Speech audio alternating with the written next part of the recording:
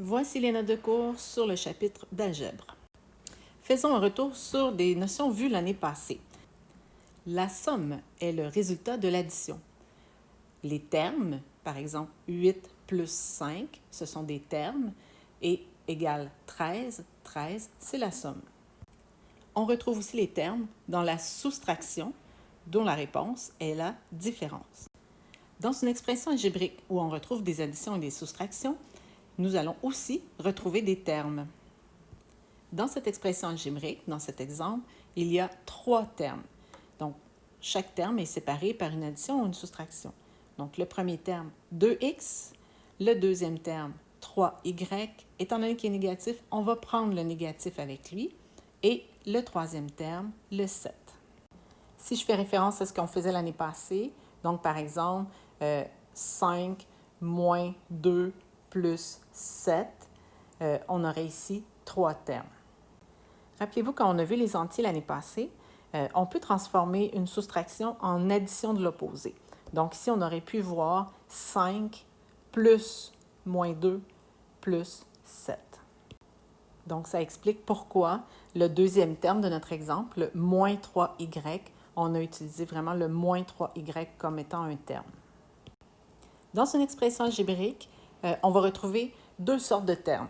Il y a le terme constant et le terme algébrique. Donc, dans le terme constant, constant, ça veut dire qu'il ne variera pas, donc il n'y a pas d'inconnu dedans. Donc, dans cet exemple-ci, le 7, bien, il n'y a pas d'inconnu, c'est 7, c'est ça, ça va être constant. Terme algébrique, là, on aura une inconnue à l'intérieur. Donc, dans ce cas-ci, le moins 2x, bien, x pouvant prendre plusieurs valeurs, x, c'est notre variable, donc celui-là sera un terme algébrique. Le coefficient, c'est le nombre qui sera devant notre inconnu. Donc, par exemple, dans ce cas-ci, moins 2x, le nombre, moins 2, sera le coefficient dans ce terme algébrique-là. Une expression algébrique peut avoir un seul terme ou en avoir plusieurs. Donc, s'il y a un seul terme, on dira que c'est un monôme. S'il y a plusieurs termes, on dira que c'est un polynôme. Il faut toujours garder en tête que notre inconnu, c'est un nombre qu'on ne connaît pas. Donc là, on va aller travailler avec des variables, on va parler de termes constants, de termes algébriques, mais les lettres qu'on va utiliser, elles vont toujours être là pour remplacer un nombre qu'on ne connaît pas. X est le nombre que je ne connais pas. 2 fois ce nombre, c'est 2x.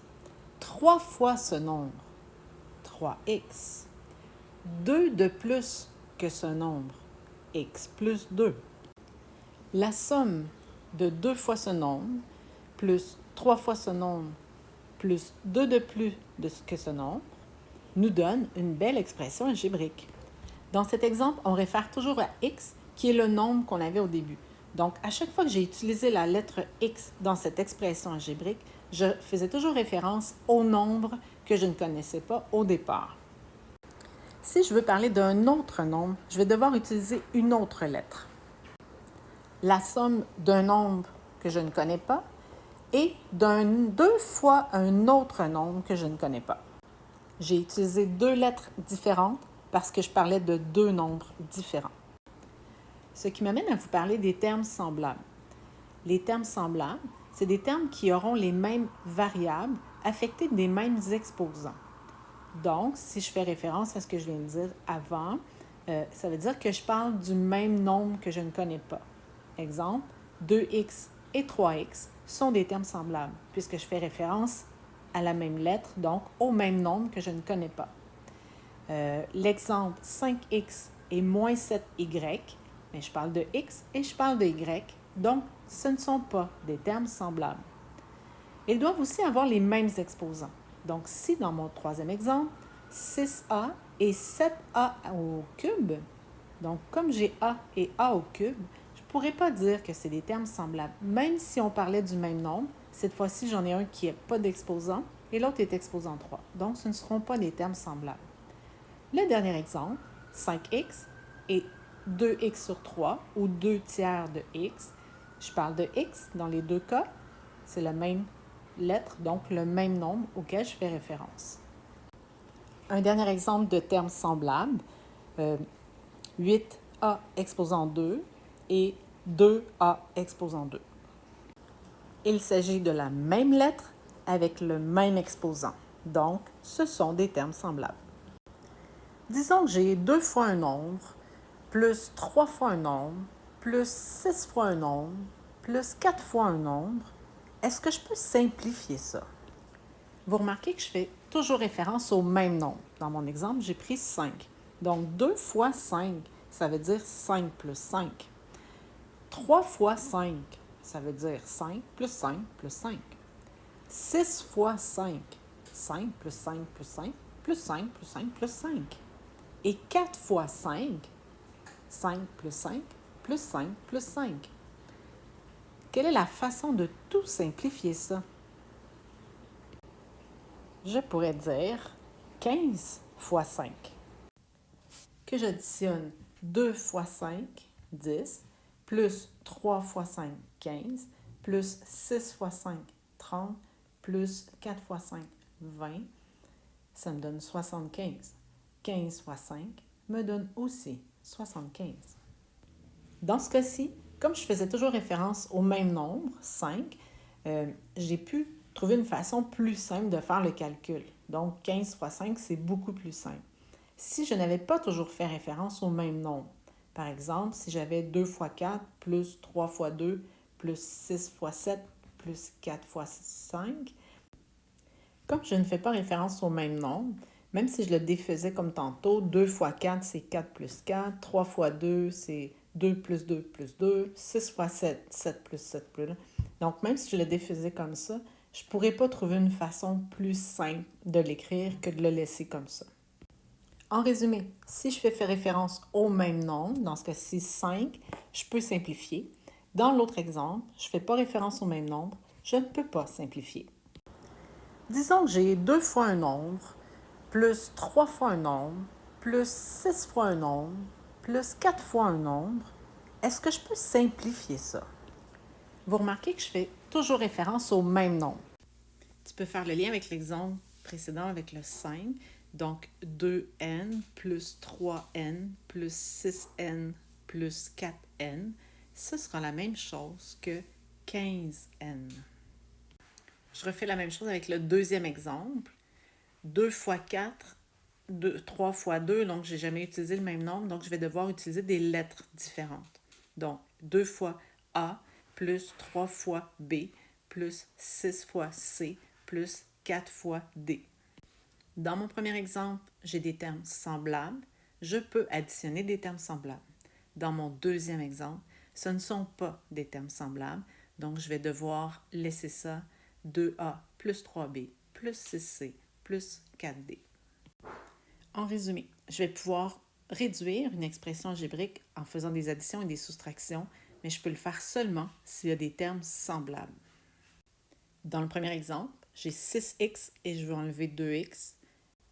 On parle ici de termes semblables. J'ai des x dans les deux termes, donc je peux soustraire 2x à 6x. Il me reste 4x. Dans mon deuxième exemple, j'ai 8a et je veux ajouter 3b. Donc a et b, ce n'est pas la même lettre, ce ne sont pas des termes semblables. Je ne peux pas simplifier davantage. Dans mon dernier exemple, 5a plus 4b moins 2a plus 7b. Là, on retrouve des termes semblables et des termes qui ne sont pas semblables. Le terme 5a est semblable au terme moins 2a et le terme 4b est semblable au terme 7b. Comme l'addition elle est commutative, je pourrais déplacer mes termes pour pouvoir regrouper les termes semblables ensemble. Donc le 5a moins 2a et le 4b plus 7b. 5a moins 2a, ça me laisse 3a. Et 4b plus 7b, ça me donne 11b. On sait que la multiplication, elle est commutative. Par exemple, 2 fois 3 fois 4, je pourrais faire 2 fois 3 fois 4, je pourrais faire 2 fois 4 fois 3, 4 fois 2 fois 3. Donc, je peux toutes les changer de place, puis j'obtiens la même réponse. La multiplication et la division par une constante, donc un terme algébrique multiplié par une constante, va être un peu le même principe. Donc, je vous donne deux façons de le voir. 2 fois 3x, Je pourrais dire c'est 2 fois 3 fois x. Donc, je peux faire 2 fois 3 fois x. La deuxième façon de le voir, 2 fois 3x, ça veut dire 3x plus 3x. Donc, j'ai 3x et je rajoute 3x, ça me donne 6x. Pour le deuxième exemple, nous avons 8x fois 10.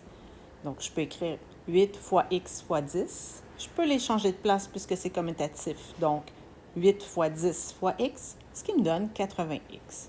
Ou je pourrais dire c'est 10 fois 8x, donc 10 fois 8x, 80x. Juste un rappel sur la division. J'ai un certain nombre d'objets et je divise. Donc, par exemple, j'ai 15 objets et je divise par 3. Ça veut dire que je vais faire 3 paquets de 5 morceaux.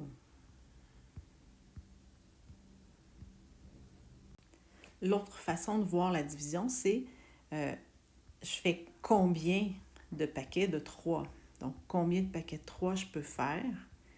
Dans ce cas-ci, c'est aussi la réponse va être 5.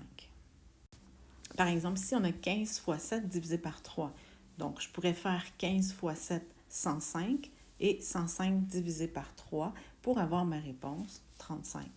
Je pourrais aussi faire 15 divisé par 3, qui me donne 5 fois 7, qui me donne aussi 35. Donc, dans ce cas-ci, je pourrais le faire de différentes façons. La division d'un terme par une constante, donc un terme algébrique divisé par une constante, par exemple, si c'est 12x divisé par 3, je n'ai pas le choix, le 12 fois x, je ne peux pas le simplifier. Donc, dans ce cas-ci, ma possibilité, ça va être le 12 divisé par 3 que je peux simplifier, ce qui me donne 4, 4x. On a vu dans les exemples de calcul mental, par exemple, on avait le 5 fois 18 à faire, puis on avait calculé que 5 fois 10 plus 8, c'était plus facile à trouver. Donc, c'est sûr que la distributivité, elle peut être utile aussi avec l'algèbre. Ici, on faisait 5 fois 10 plus 5 fois 8. Donc, 50 plus 40, c'était plus facile à calculer. Qu'est-ce qui se passe avec la distributivité si on a des nombres négatifs? Donc, si on avait eu le même exemple, moins 5 fois 10 plus 8. Moins 5 fois 10 plus moins 5 fois 8. Moins 50 plus moins 40, ce qui me donnait moins 90. On avait vu aussi dans le calcul mental une autre façon d'effectuer la distributivité, c'est-à-dire qu'au lieu de faire 4 fois 23, on pouvait faire 4 fois 25 moins 2. Donc, on pourrait l'utiliser comme ça aussi. Si j'effectue ma distributivité, 4 fois 25 moins 4 fois 2, ce qui nous donnait 100 moins 8, 92. Imaginons maintenant moins 4 fois 25 moins 2. Donc, j'effectue ma distributivité. Moins 4 fois 25 moins 4 fois 2.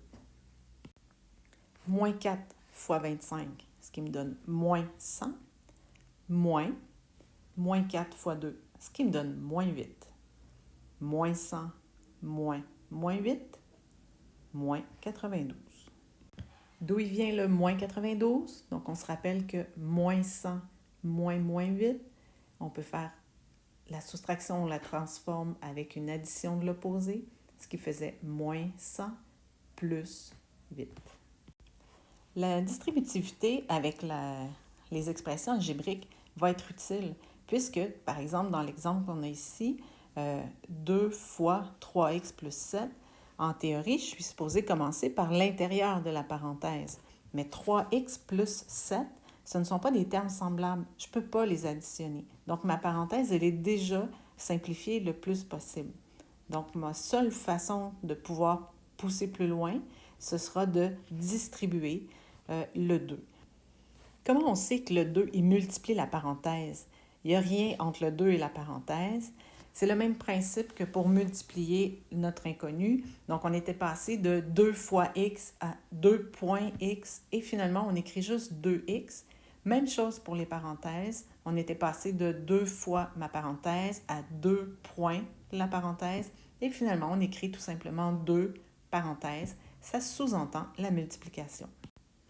Nous allons utiliser la distributivité dans cet exemple. Donc, 2 fois 3x plus 2 fois 7. 2 fois 3x, ça me donne 6x plus 2 fois 7, ce qui me donne 14. En quoi la distributivité simplifie une expression algébrique? C'est plus dans des problèmes comme celui-là. Donc, des plus longues expressions algébriques, vous allez voir qu'on va pouvoir simplifier pas mal plus en utilisant la distributivité.